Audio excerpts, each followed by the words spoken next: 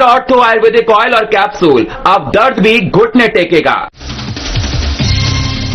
BJP प्रदेश अध्यक्ष बाबूलाल मरांडी ने की पीसी, पेशा नियमावली को लेकर की पीसी, हेमंत सरकार पर साधा जमकर निशाना।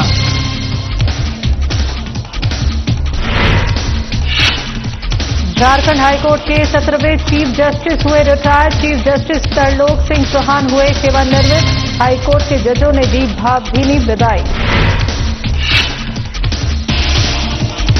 चतरा में कार्यकर्ता समागम सह वनभोज कार्यक्रम। आरजेडी की तरफ से जिला स्तरीय वनभोज कार्यक्रम 11 जनवरी को आयोजित होगा कार्यक्रम।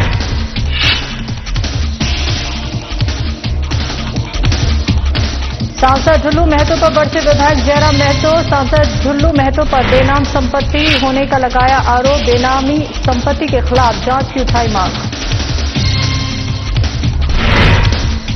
और बोकारो में नगर निगम चुनाव की तैयारी में जुटा जेएमएम। 50 नगर समिति की हुई संगठनात्मक बैठक। बैठक में कार्यकर्ताओं को दिए गए निर्देश।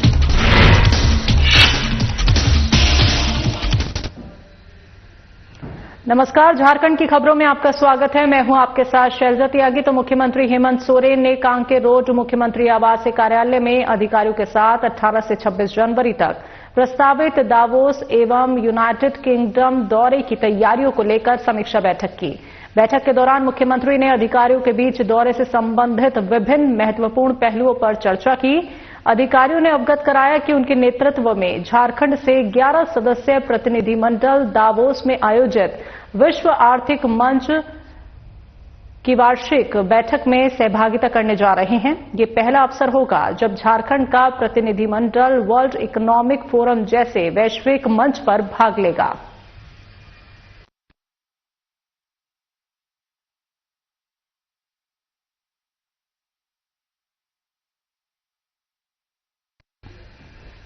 बीजेपी प्रदेश अध्यक्ष सह नेता प्रतिपक्ष बाबूलाल मरांडी ने पेशा नियमावली को लेकर हेमंत सोरेन पर निशाना साधा है। बीजेपी प्रदेश कार्यालय में प्रेस कॉन्फ्रेंस कर कहा कि पेशा नियमावली एक्ट के अनुरूप नहीं है और मूल पेशा एक्ट 1996 को छेड़छाड़ करते हुए हेमंत सरकार ने नियमावली बनाई है। बाबूलाल मरांडी ने कहा कि पेशा कानून 1996 बना, उस समय कांग्रेस की पार्टी सरकार थी। इस देश में 700 से अधिक जातियां हैं, राज्य में 35 जातियां हैं। तत्कालीन कांग्रेस सरकार इनको मजबूत करने के लिए पेशा कानून लाया था और पेशा एक्ट 1996 के धारा 4 में उल्लेखित विषय बिंदुओं को राज्य सरकार ने नियमावली में समाप्त कर दिया है।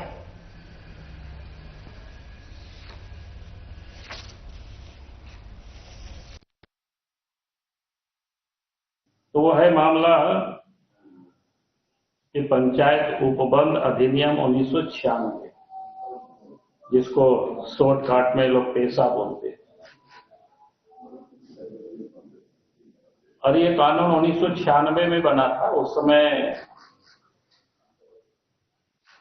मतलब देश में कांग्रेस की गवर्नमेंट थी और इस कानून को बनाने के पीछे का जो मकसद रहा और कारण रहा, तो ये हमें इस बात को समझनी चाहिए गंभीरता से, क्योंकि इस देश के अंदर में 700 से अधिक अनुसूचित जनजाति वर्ग के लोग रहते हैं और झारखंड में भी अब शायद 35 हो गया है संख्या। उस अनुसूचित जनजाति के यानी हम उस फेथ और प्रैक्टिस को हमने छोड़ दिया, तो फिर हम उस ग्राम सभा के इस एक्ट के मुताबिक हम उसके अधिकारी नहीं होंगे। लेकिन इन्होंने जिस प्रकार से इस नियमावली को बनाया, इस नियमावली के मुताबिक उस गांव में भले उन्होंने प्रैक्टिस छोड़ दिया हो या फेथ उनको समाप्त हो गया हो, तब भी वो अध्यक्ष बनेंगे। उन्होंने ये जो नियमावली बनाया, ये बेसिक जो फंडामेंटल विरोध है हमारी यार हमारी पार्टी की, क्योंकि जिन लोगों के लिए कानून बनाया है, जो वास्तव में जो जनजाति है, उस जनजाति की फेथ और प्रैक्टिस को जो करता है, इस ग्राम सभा के अध्यक्ष वही होंगे। और इसलिए हमने सरकार से मांग कर रहे, बाकी तो बहुत सारी चीजें हैं लेकिन बहुत सारी चीजें तो क्षम्य भी हो सकता है, चलेगा भी, हम लोग उसको देखेंगे आगे। उस पर हम आज बिल्कुल मैं जाना नहीं चाहता हूं। जो लोग भी फेथ और प्रैक्टिस करते, ये जो हमने कहा कि झारखंड में जैसे 35 जातियां हैं जनजाति में से, और पूरे देश में 700 अधिक है। फेथ और प्रैक्टिस का मतलब ये है कि हम संथाल हैं। हम संथाल इसलिए है कि हमारा जो फेथ है वो क्या है, हम मारांग गुरु को मानते हैं, जाहिर आयो को मानते हैं, और प्रैक्टिस हमारा क्या है कि हम जाहिर थान में पूजा करते और मांझी थान में हम पूजा करते इन देवी देवताओं की। ये हमारा प्रैक्टिस है।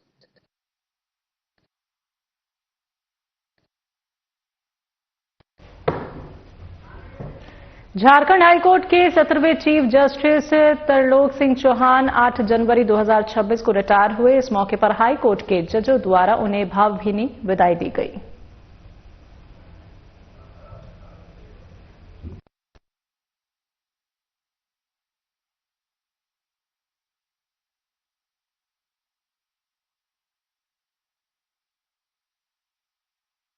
On the bench, we do so with admiration, respect, and a profound sense of gratitude. Thank you, my lord. I bow down before my lord. May I request my Lord Honorable the Chief Justice, High Court of Jharkhand, Ranchi, to address on this occasion.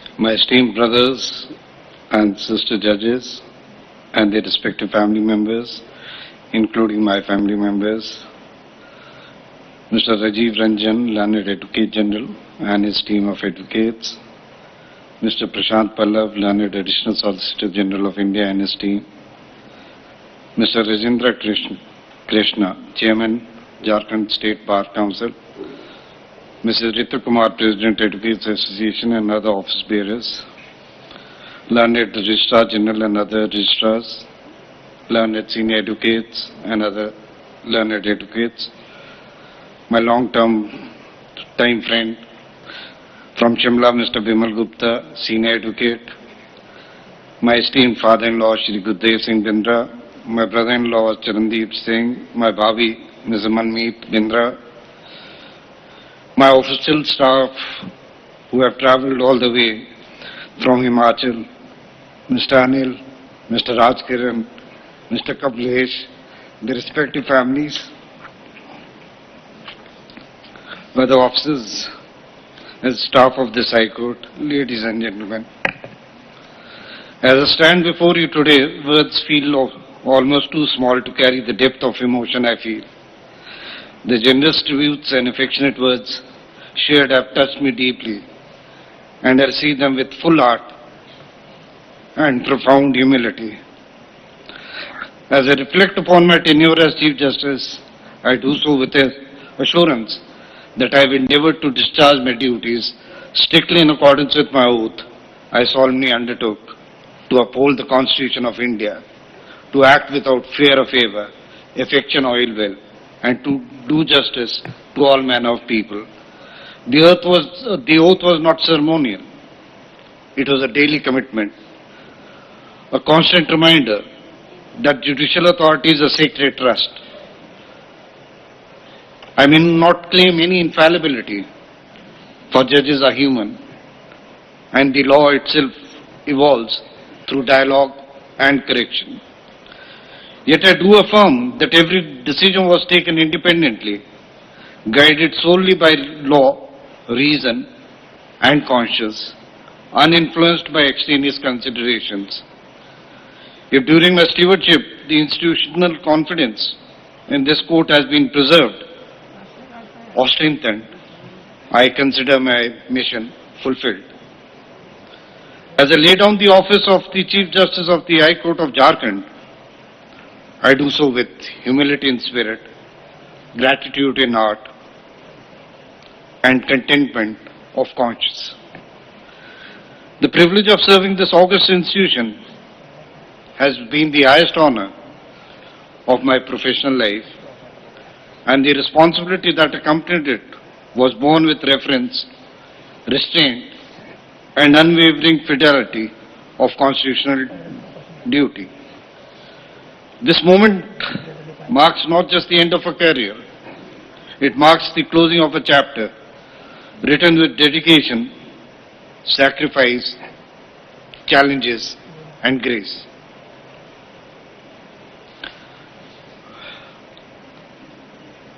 What makes a man before he becomes a judge are the circumstances. It is what you see and endure in your life that will shape you in as to what kind of a human being you will be. Let me just introduce myself that I was born in a very remote area. The other day one person asked that please tell the youngsters when did you get electricity in your home. So I said that I'd done my matriculation, I'd passed my ICSE when I saw electricity for the first time in my home. We had no potable drinking water, no modes of transportation, much less toilets in our house also.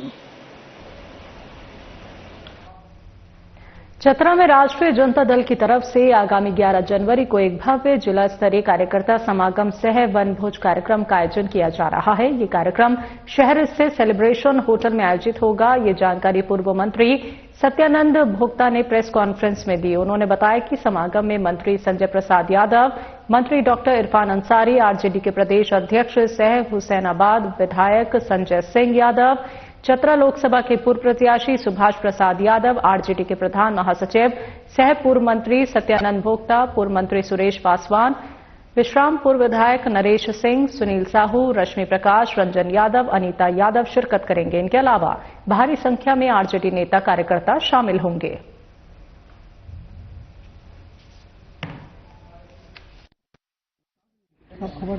कार्यकर्ता इतना आएगा कि वो गिनती नहीं, पर संख्या कुछ जगह नहीं मिलेगा। चतरा अनलिमिटेड हमारे सहयोगी दल कांग्रेस पार्टी, झारखंड मुक्ति मोर्चा, सब हमारे सम्मानित नेता कार्यकर्ता का भी हम लोग मदद किए हैं, सब लोग भी हैं।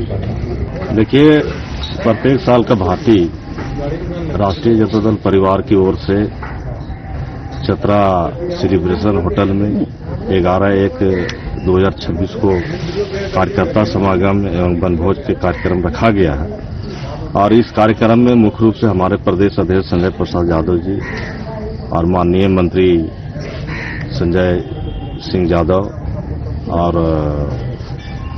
हमारे चतरा लोकसभा के प्रत्याशी रहे सुभाष प्रसाद यादव और साथ में हमारे स्वास्थ्य मंत्री डॉक्टर इरफान अंसारी जी और हमारे चतरा के लोकप्रिय विधायक और मंत्री रहे सत्यानंद भोक्ता जी और हमारे महिला मोर्चा के प्रदेश अध्यक्षा रश्मि प्रकाश जी और तमाम हमारे जितने भी जिला में संगठन के अध्यक्ष उपाध्यक्ष जो भी हैं, तमाम लोग इस कार्यक्रम में आते हैं और आएंगे और एक बृहद रूप से। बोकारो के बीएसटी थाने में दर्ज एक मामले में गुरुवार को धनबाद न्यायालय में हाजिर होने पहुंचे डुमरे विधायक सह जेएलकेएम सुप्रीमो जयराम महतो सांसद डुल्लू महतो के खिलाफ हमलावर दिखे।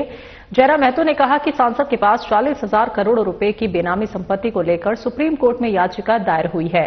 कोर्ट ने राज्य सरकार को इसके जांच के आदेश दिए हैं। उन्होंने कहा, सांसद यदि 80 साल जीते हैं तो उनके बचे उम्र 30 सालों में भी ये 40,000 करोड़ रुपए खर्च नहीं कर पाएंगे। उन्होंने कहा कि इस बेनामी संपत्ति की जांच होनी चाहिए।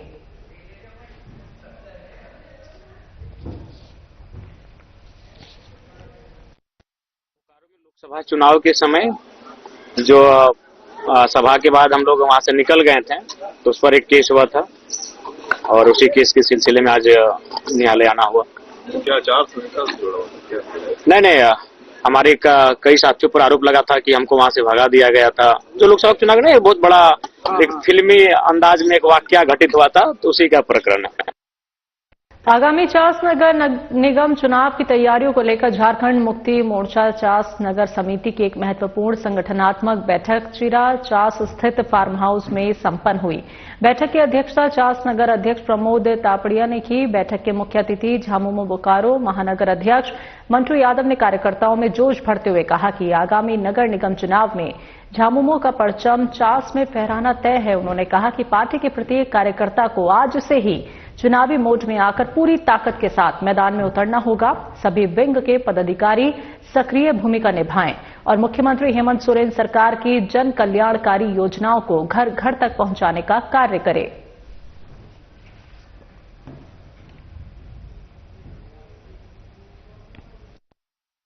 नगर निकाय चुनाव होना है, उसकी तैयारी को लेकर आज जो है समीक्षा बैठक है। आज सारे जितने भी हमारे पदाधिकारी हैं, सारे लोगों से एक एक वार्ड एक एक बूथ में कैसी तैयारी है उस पर लेकर जो है यहाँ पे विशेष रूप से चर्चा की जा रही है। और आज हम लोग विशेष रूप से निकाय चुनाव की तैयारी को लेकर चर्चा कर रहे हैं, चूंकि चुनाव आयोग द्वारा कभी भी चुनाव का घोषणा हो सकता है और इसलिए झारखंड मुक्ति मोर्चा मजबूती के साथ चास नगर निगम क्षेत्र और फूसरो नगर परिषद क्षेत्र। कोडरमा जिला के डोमचांच में प्रखंड स्तरीय स्वास्थ्य मेले का आयोजन किया गया। वहीं मेले में अलग अलग इलाज जांच के विभिन्न काउंटर लगाए गए। इस स्वास्थ्य मेले में प्रभारी चिकित्सक डॉक्टर आशीष कुमार सहित डॉक्टर चंद्रमोहन, डॉक्टर टिकेश्वर नाथ, डॉक्टर विश्वनाथ विपुल, डॉक्टर राजेश कुमार दुबे सहित तमाम डॉक्टरों ने मरीजों का इलाज किया।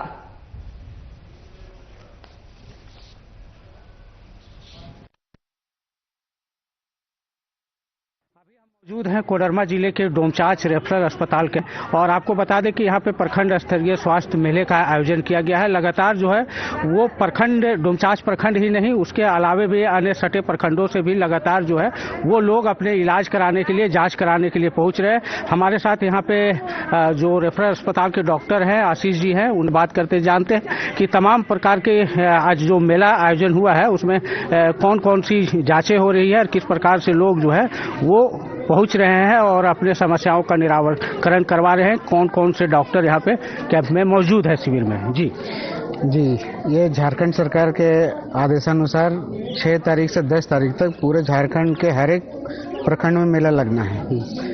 और हम लोग का जो आज 8 तारीख को हमारे यहाँ डोमचांच में मेला लगा हुआ है, जिसमें हम लोग विभिन्न प्रकार की स्वास्थ्य सेवाओं का एक तरह से दोनों चीज, इसमें इलाज के लिए भी है और जांच वगैरह भी है, एक अवेयरनेस के लिए भी है कि लोगों में जागरूकता इसके बारे में पता चले सबको। कौन कौन से स्टॉल लगाए गए हैं मुख्य? अभी हम लोग के पास 12 से 13 स्टॉल लगे हुए हैं, जिसमें रजिस्ट्रेशन काउंटर से लेकर के और बाकी एनसीडी का, non communicable disease, Ayushman Bharat का आभा कार्ड, आयुष्मान कार्ड, ये सब बनाने के लिए भी हमारा स्टॉल है। विभिन्न प्रकार के जितने भी गैर संचारी रोग हैं उनका इलाज, जांच वगैरह के लिए भी सारा कुछ है, जैसे टीबी है, ये है। और डॉक्टर की यदि बात करें कौन कौन से? हाँ, जनरल यहाँ पे भी है क्या शिविर में? जी, ये हम लोग यहाँ पे जनरल ओपीडी के लिए भी रखे हुए हैं, जिसमें हमारे पास 3 डॉक्टर हैं अभी ऑलरेडी इसमें देख रहे हैं। डॉक्टर चंद्रमोहन प्रसाद, डॉक्टर आशीष कुमार और डॉक्टर राजेश कुमार दुबे, ये 3 को यहाँ पे अभी देख रहे हैं जनरल ओपीडी में। सर से भी जान क्या कुछ सुविधाएं हैं और किस प्रकार से इस प्रकार के शिविर को लेकर कितने उत्साहित लोग नजर आ रहे हैं? सर, इसमें तो काफी लोग उत्साहित हैं और अच्छे खासे भीड़ में लोग आ रहे हैं और हम लोग भी उनका सहयोग दे रहे हैं। थोड़ी सी ठंडी थी सुबह में तो थोड़ी लोग, हाँ, काफी सुबह में काफी ठंडी थी, इस वजह से थोड़ा सा कम लोग आए, लेकिन धूप हो गया तो काफी भीड़ हो गई। सभी तरह के मरीज आ रहे हैं, सभी कंट्रोल में भीड़ है। तो आपने सुना कि लगातार जो है यहाँ पे मरीजों का पहुंचने का दौर जारी है और यहाँ पे काफी एक्टिव है, कर्मी है, अस्पताल कर्मी है या डॉक्टर है, सभी काफी एक्टिव है और लगातार मरीजों को किसी भी प्रकार की समस्याओं का सामना नहीं करना पड़े इसके लिए तत्पर है। और अब हम आपको दिखा रहे हैं, हमारे पीछे देख सकते हैं कि लगातार जो है वो लोगों का पहुंचना मेला में जारी है और लगातार यहाँ पे पहुंच रहे हैं और इसका भरपूर लाभ उठा रहे हैं और आने वाले वक्त में भी इस प्रकार को जो है का आयोजन सरकार को कहीं ना कहीं करने की आवश्यकता है। अंकु कुमार गोस्वामी, साधना प्लस न्यूज। तो 3 बारधारी भक्त मंडल चिरकुंडा की तरफ से सिनाडंगाल स्थित रेलवे लाइन किनारे प्रकृति फार्म हाउस में आयोजित 2 दिवसीय 17वां वार्षिक श्याम अमृत महोत्सव का भव्य समापन बुधवार को भजन संध्या के साथ हुआ। समापन अवसर पर पूरा पंडाल श्याम बाबा की भक्ति और जयकारों से गूंज उठा। कार्यक्रम की शुरुआत श्याम बाबा के भव्य दरबार की साज सज्जा से हुई, जहां फूलों की मालाओं से अलौकिक श्रृंगार किया गया। इसके पश्चात श्याम बाबा की ज्योत प्रज्वलित की गई और 56 भोग अर्पित कर विधिवत पूजा अर्चना की गई। कार्यक्रम के समापन के बाद श्रद्धालुओं के बीच प्रसाद का वितरण किया गया। 2 दिवसीय इस धार्मिक आयोजन में क्षेत्र में भक्ति, श्रद्धा और उत्साह का माहौल देखते ही बन रहा था।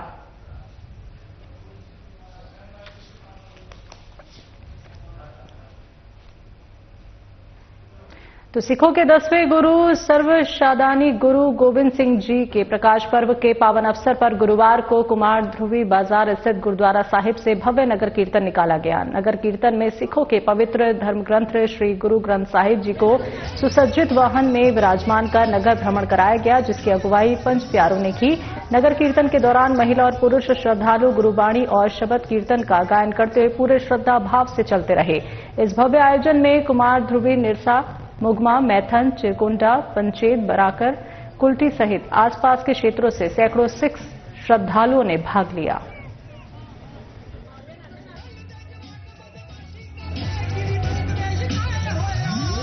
आज हमारे श्री गुरु गोविंद सिंह का 367वां जयंती के शुभ अवसर पर बहुत ही खुशनुमा माहौल आज नगर कीर्तन लिखा हुआ हमारे कुमार ध्रुवी गुरुद्वारा की तरफ से हजारों की संख्या में यहाँ आए हुए हैं और हम लोग आपसी भाईचारा को निभाते हुए सेवा करने का मौका मिला। वाहिगुरू जी का खालसा, वाहिगुरू जी की फतेह। आज गुरु गोविंद सिंह का 367वां बड़ा प्यारा मनाया जा रहा है। सभी संतों को बहुत बहुत बधाई, लाख लाख बधाई। वाहिगुरू जी का खालसा। गुरु गोविंद सिंह जयंती मैंने प्रकाश पर्व की आज सारे देशवासियों को बहुत बहुत बधाई। आज बहुत ही भव्य तरीके से कुमार ध्रुवी गुरुद्वारा से एक नगर कीर्तन निकला है, जिसमें बहुत दूर दराज से संगत यहाँ पहुंची है। लोग तरह तरह की सेवा कर रहे हैं। यहाँ देखे हमारा जिला परिषद के भाई गुलाब जी भी बहुत अच्छे से दूध, चाय, पानी मैंने एकदम सेवा भाव से सेवा कर रहे हैं। हम गुरुद्वारा कमेटी की तरफ से, निष्ठा कमेटी की तरफ से इनका भी अभिनंदन करते हैं। युवाओं ने सरकार से राज्य सरकार के द्वारा निकाली गई 1700 कक्षपालों की बहाली में उम्र सीमा में छूट देने की मांग की है। बोकारो के युवाओं ने आज बोकारो डीसी ऑफिस पहुंचकर सरकार के नाम पर पत्र सौंपकर ये मांग की है। राज्य सरकार ने 1700 कक्षपालों की नियुक्ति के लिए विज्ञापन निकाला है, जिसमें सामान्य कोटि के लिए 25 वर्ष, ओबीसी के लिए 27 और SC/ST के लिए उम्र सीमा 30 साल निर्धारित की है। जबकि वर्ष 2023 में कैबिनेट ने नया फैसला लिया था कि जो भी नियुक्ति राज्य में आएगी उसमें उम्र सीमा में छूट दी जाएगी, लेकिन इस बहाली में इस छूट को नहीं दिया गया है, जिसको लेकर युवाओं में आक्रोश देखा जा रहा है।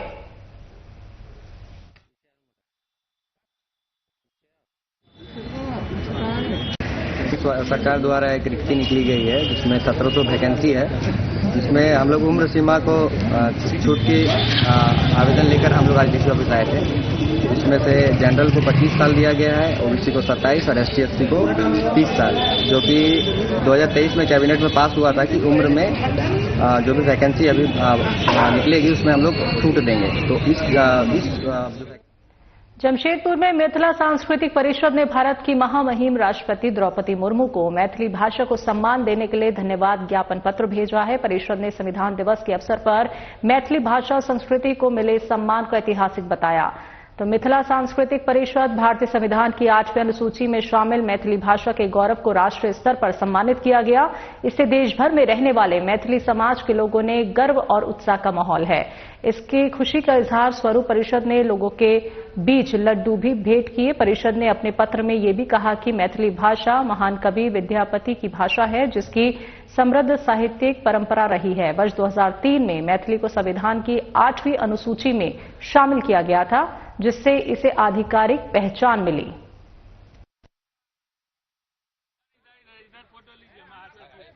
मांग नहीं है, राष्ट्रपति महोदय के द्वारा जो संविधान दिवस के अवसर पर 26 जनवरी 2024 को जो मैथिली में प्रथम बार संविधान का प्रकाशन किया गया है, इस वजह से हम लोग सब मैथिल भाषा भाषी जितने भी हैं यहाँ पर, जमशेदपुर कोल्हान के लगभग 3 लाख मैथिल हैं, उनके तरफ से हम लोग राष्ट्रपति जी को धन्यवाद ज्ञापन करने आए हैं और एक साथ में मांग भी लेकर आए हैं कि ये हमारी सबसे पूरे 1500 वर्ष पुरानी हमारी शास्त्रीय भाषा, साहित्यिक भाषा है, जो महाकवि कुकिल विद्यापति, परमहंस लक्ष्मीनाथ गोस्वामी, भद्रा दीना आदि की भाषा है मैथिली।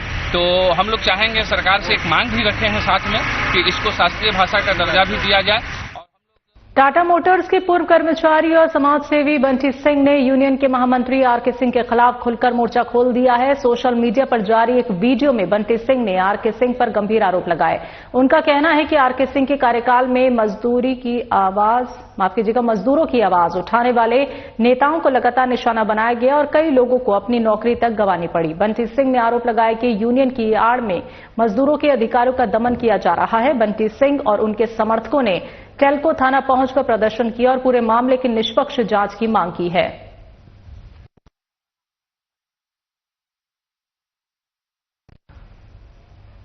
जमशेदपुर पुलिस ने नशे के कारोबार के खिलाफ चलाए जा रहे ऑपरेशन प्रहार के तहत एक बड़ी सफलता हासिल की है, जिसके तहत ब्राउन शुगर बिक्री कर रहे 3 अभियुक्तों को गिरफ्तार किया गया। सिटी एसपी कुमार शिवाशीष ने इसकी जानकारी देते हुए कहा कि पुलिस को गुप्त सूचना मिली थी कि उलीडी ओपी क्षेत्र में टेम्पो से घूम घूम कर कुछ युवक ब्राउन शुगर बेच रहे हैं, जिसके बाद पुलिस ने जांच अभियान चलाया और सुशांत साहब, अंशु कुमार, पंकज साहब को गिरफ्तार किया। पुलिस ने 10 ग्राम ब्राउन शुगर जब्त की है।